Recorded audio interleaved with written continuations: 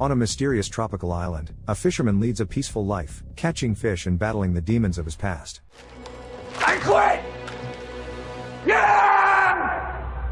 Baker Dill is a solitary fisherman living on the tropical island of Plymouth. He owns a small boat and makes a living by offering wealthy clients the chance to go out to sea and catch fish. One day, while out on the open water, Baker and his companion Duke notice a bird flying low, as if warning them of a potential catch. The fishermen can literally feel that their prize is nearby and dream of landing a massive tuna. Baker is obsessed with the idea and is determined to catch the fish that has slipped away from his hook multiple times. The fishing line slowly tightens, but Duke notices that the tuna is acting cleverly, avoiding the bait. It seems to know it's being hunted, circling its would-be captors. When the tuna finally grabs the bait and tries to dive toward the ocean floor, Baker steps in, ready to try again.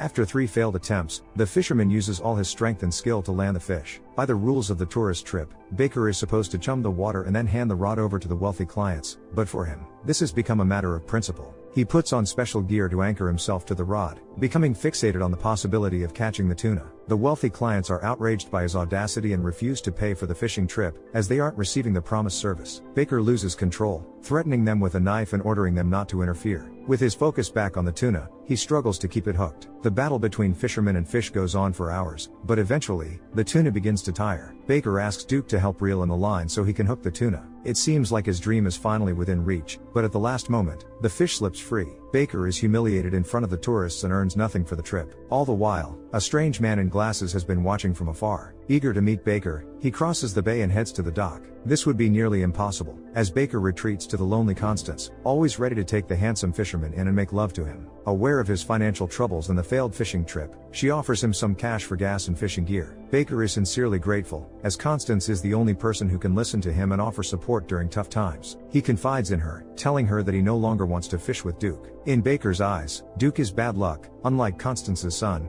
whose fishing trips were always profitable. Later, the fisherman heads to the only bar on the island to have a drink and relax. With some money in his pocket, he buys a drink for an old drunk and begins to make plans for catching the tuna. The bartender and others mock him, doubting that the tuna even exists. Baker ignores the teasing, confident that sooner or later, he will catch the fish he has named Justice. That evening, Baker gives Duke part of the money as payment, knowing that Duke needs it for his granddaughter's college tuition. The next morning, the fisherman wants to go back out to sea, not for profit, but for another attempt at catching the elusive tuna. Duke is skeptical, but prays to God for his friend to finally achieve his simple, yet important, dream. Upon returning home, Baker shoos away Constance's cat, hoping it will return to its owner. At night, he struggles to sleep, haunted by memories of his son, with whom he can't be. The next morning, Baker and Duke set out again, but once again, they fail to track down the tuna. Duke suggests selling the bait to a fish buyer to at least minimize their financial loss, but Baker refuses. He throws the fish and bait overboard, angering his friend. In the heat of the moment, Baker admits that Duke is bad luck and that he no longer wants to work with him.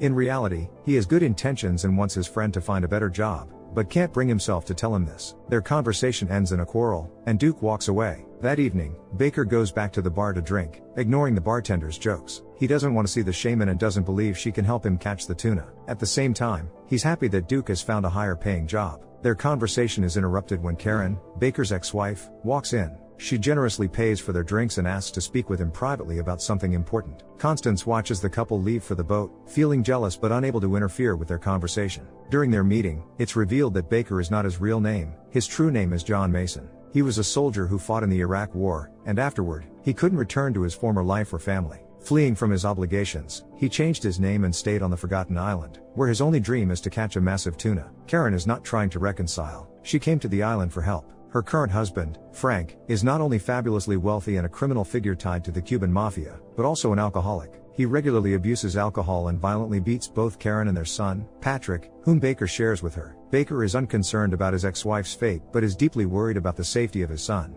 Unfortunately, it's impossible for Patrick to escape the violence at home. He's a brilliant mathematician and programmer, spending his days locked in his room, working on a game. The plot of the game is unknown, but Patrick refuses to leave his laptop, as it's the only way to avoid interacting with his abusive stepfather. Karen asks Baker to stage an accident during a fishing trip and eliminate her husband, promising him $10 million in return. Unable to compromise his conscience or humanity, Baker rejects her offer and sends her away. As soon as Karen leaves the boat, the mysterious man in glasses hurries toward him, but Baker doesn't hear him. and sails off into the night for another fishing trip. Returning home only at dawn, Baker encounters Constance. She's uninterested in the fact that he's caught a decent haul and made some money. She's jealous of Karen, the beautiful ex-wife. She presses him about his relationship with Karen, wondering if he plans to go back to her. Baker avoids the uncomfortable questions and leaves for the cliffs to take a swim. Once in the water, he hears his son's voice, which starts to unsettle him. At one point, he sees an image of Patrick and swims toward it, but to no avail. A few hours later, Frank arrives on the island by private jet. His premature appearance frightens Karen, as she no longer feels safe around him. Frank orders her to remove any excess clothing and inspects her body, discovering several scratches. He becomes enraged that her skin isn't perfect and brutally beats her, an incident that soon spreads throughout the island, including to Baker. In response, the fisherman changes his approach to work, focusing now on earning money. He discards the idea of catching the tuna and buys regular fishing hooks to catch fish he can sell to a dealer. Soon after, Karen and Frank visit Baker to arrange a tourist fishing trip for the next morning. Baker refuses to accommodate Frank, explaining that the trip requires at least 2 people as per regulations. Frank doesn't accept the refusal and promises to pay generously for the experience. He threatens Baker with a gun, hinting that disobedience is not an option.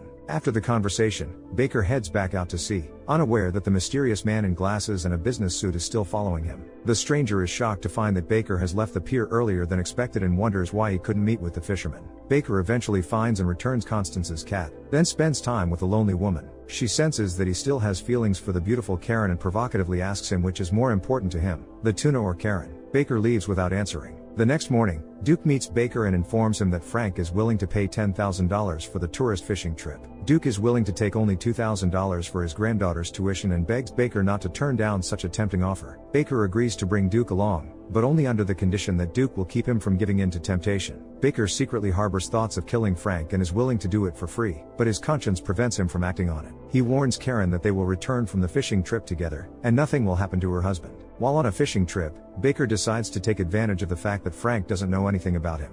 He asks personal questions and soon realizes that the wealthy man is a disgusting person, willing to cheat on his wife with any easily accessible girl on the island. At the same time, Frank despises his adopted son, born to some unknown loser. In Frank's eyes, Patrick is a psycho who can't be considered a real guy because he refuses to play any male sports. The boy is obsessed with computers and plays a strange fishing game. Baker is enraged by every word Frank says. He wants to punch him or throw him overboard, but their conversation is interrupted by a shark they catch on the line. Baker tries to hold on to the fish, but the rich man reminds him that according to the rules of tourist fishing, he should be the one to catch it. Baker agrees and hands the rod and gear over to Frank. At one point, the shark begins pulling Frank and it seems like Baker will let it drag him to the bottom, but that doesn't happen. At the last moment, Duke and Baker help Frank catch the shark. Frank suggests they repeat the fishing trip and pays the promised money for the fun. Karen again asks Baker to deal with Frank, but he ignores her. Duke sees everything that's going on and later that evening decides to talk to his friend. Baker admits that Karen is his ex-wife. He was in Iraq, where he did horrible things, and he couldn't return to his old life. Believing it would be better this way, Baker abandoned his family and moved to the island, struggling with the ghosts of his past. The fisherman talks about Karen's request and admits that he'd like to fulfill it. He's willing to go fishing with Frank alone to get rid of him once and for all. Duke disagrees, as he believes in God and that God is watching over them.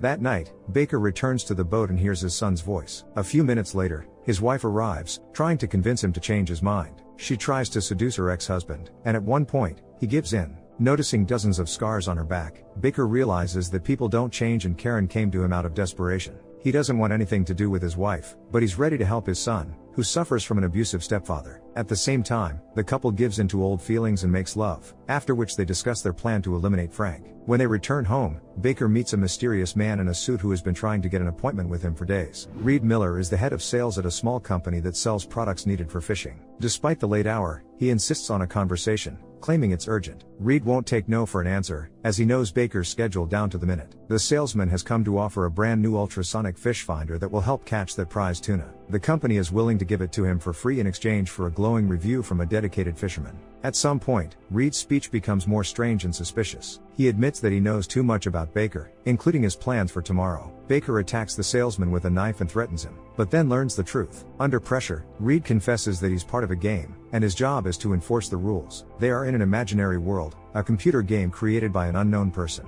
Plymouth Island is just computer code, and everything happening is the result of the game's artificial intelligence. The one rule that has never changed is that no one can harm another person or take their life. Considering all of this nonsense, Baker kicks Reed out. The next morning, Baker wakes up a little before the alarm and notices he can't get out of bed, as if he's glued to it. When the alarm rings, the feeling disappears, which seems strange. Baker thinks the conversation with Reed was just a nightmare, but when he finds Reed's business card, he realizes it was real. Trying to figure out if he's really in a game, Baker looks for a map of the world. He only sees one island and understands that Reed was telling the truth. Everything around him is part of a game. Baker suspects that the creator of the game is Patrick, since they went fishing together last time but didn't catch anything. Soon, Baker meets Samson, Constancia's son, with whom he fished before. The guy always brought good luck and is ready to go fishing, but Baker doesn't take him along. The game has changed, and so have the rules. His only goal now is to get rid of Frank. In the store, he talks to the saleswoman and asks her a question that goes beyond the game. The woman can't answer, then returns to talking in codes, which only confirms Reed's words. Duke meets Baker and asks him to stop, warning him not to cross the line of humanity. Instead of paying for his granddaughter's education, Duke spent all his money to pay off some thugs. They beat up Frank badly, breaking his arm and ribs. Duke thinks that's enough revenge and that Baker shouldn't commit a crime. The fisherman is angry with his friend because Duke is breaking the game's rules and interfering with his plan, so he kicks him out. Meanwhile, Karen finds her beaten husband in a blood-soaked bathroom and helps him get up. She would like to forget him once and for all but is forced to support him so Frank won't return to beating her once his arm heals. As Baker starts breaking the game's protocols, everyone around him advises him to see a doctor. They follow the rules and offer their support, but everything going on frustrates him. At some point, he completely gives up, not knowing what the right thing to do is in this situation. Baker gets drunk and steps outside the game's usual scenarios. Escaping from everyone, he ends up on the shore, where he meets Reed. The man who had been enforcing the rules of the game understands that the creator has changed them. The only thing they can do now is accept the new reality and follow Patrick's new instructions. Baker realizes that it's his son who wants him to get rid of Frank once and for all. He agrees to the new terms of the game and hurries to the dock, where Frank and Karen are already waiting. Karen managed to get Frank to go fishing, so as not to break her promise. He's struggling to stand due to the alcohol and painkillers, which works to Baker and Karen's advantage. Constancia, Duke, and the others watch as the ex-spouses drag the wealthy man onto the boat and head out for the tourist fishing trip. Out in the open sea, Baker is ready to get rid of Frank. He scatters shark bait and asks them to put a vest on Frank, which will attach him to the fishing line and a predator capable of dragging him to the bottom of the sea. It seems like the plan is perfect, and nothing can go wrong, when suddenly it turns out that Samson has snuck onto the boat to help Baker catch a tuna. The witness is of no use to the ex-spouses, so Baker comes up with another task for the boy and sends him to the cabin. Karen can no longer wait and is ready to stab her tyrant husband in the heart, but the plan is disrupted when the tuna gets caught on the hook. Baker realizes that this is the same tuna and quickly grabs the fishing rod to try to catch it. Karen is shocked that at such a crucial moment, the fisherman is thinking about his catch. Baker has accepted the new rules of the game created by Patrick, so he hands the rod to Frank. Before letting go of it, he tells his son's stepfather that he has named the tuna Justice. As soon as the fisherman lets Frank stay alone with the tuna, the fish instantly drags the drunkard and scoundrel to the bottom of the sea. Karen and Baker pretend to be concerned about what happened, so Samson doesn't suspect them of collusion. In the real world, Patrick decides to leave his room, but only to do the same thing his father did in the video game. Taking his father's knife, the boy heads downstairs to execute his stepfather, who had been regularly abusing him and his mother. It turns out that Baker Dill is a computer character created by Patrick in memory of his late father, John Mason. In reality, John didn't return from Iraq and lost his life in 2006. His mother remarried, but Frank turned out to be a sadist, regularly beating her and her adopted son. Patrick endured for a long time, shutting himself off and trying to shield himself from violence with a video game, but it didn't work. Depression, despair, and moral pressure led the 13-year-old boy to commit a crime. The court learned that Frank was a sadist, so it ruled that the boy's actions were self-defense and soon released him into his mother's custody. Baker received the promised $10 million from Karen, money that could change his life. Soon after, he got a call from his son, who had found a way not only to contact his deceased father but also to meet him. The boy changes the game and reprograms the world so that he and his father can meet again, this time going fishing together. How could the simulation have been utilized for a more constructive approach to conflict resolution? Rather than crafting a scenario focused on revenge, the simulation could have provided a platform for analyzing and exploring alternative solutions. What led to the decision to replicate the conflict, instead of modeling different behavioral choices and potential outcomes? Share your thoughts in the comments down below, give a thumbs up, and subscribe to the channel. See you in the next videos.